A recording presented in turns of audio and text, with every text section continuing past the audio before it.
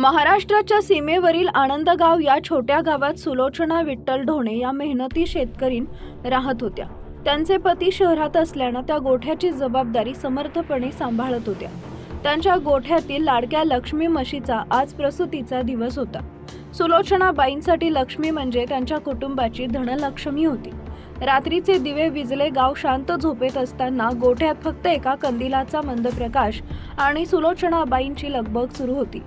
मध्यरात्रीच्या वेळ पुढे सरकला होता। सुलोचनाबाई आणि त्यांची सासूबाई लक्ष्मीला धीर देत होत्या। अखेरीस प्रसूतीनंतर लक्ष्मीनं एका नवजात पिल्लाला जन्म दिला। सुलोचनाबाईंनी आनंदाला त्याला निरखून पाहिलं आणि पुढच्या क्षणी त्यांच्या चेहऱ्यावरचा आनंद नाहीसा झाला। कंदिलाच्या प्रकाशात त्यांना जे दिसलं त्यावर त्यांचा विश्वासच बसला नाही।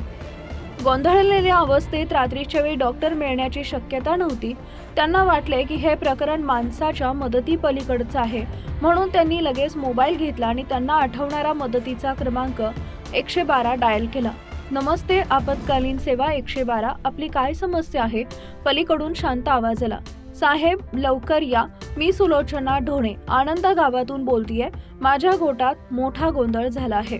सुलोचनाबाईंचा आवाज घाबरलेला होता। काय झालंय? चोरी की अपघात? ऑपरेटरने विचारलं। नाही साहेब, माझ्या म्हशीनं पिल्लाला जन्म दिलाय आणि त्याला 2 डोकी आहेत। हे काय आहे आम्हाला माहित नाही। आम्हाला भीती वाटते। तुम्ही पोलीस लवकर या, तुम्हीच काहीतरी करा। सुलोचनाबाईंनी रडवलेला स्वर केला।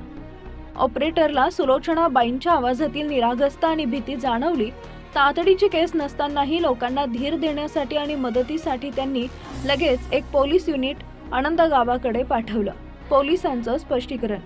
काही मिनिटातच सायरन वाजवत पोलिसांची जीप सुलोचनाबाईंच्या दारात थांबली। पोलीस उपनिरीक्षक जाधव आणि एक हवालदार आत आले। सुलोचनाबाईंनी त्यांना गोट्यात नेऊन ते पिल्लू दाखवलं।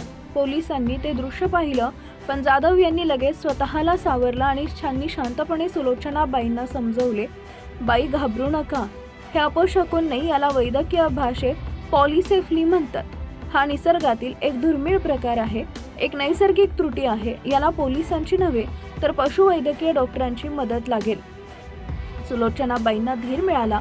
जाधव यांनी लगेच डॉक्टरांशी संपर्क साधून सकाळी लवकर तपासणीची व्यवस्था केली। सुलोचनाबाईंनी हात जोडले।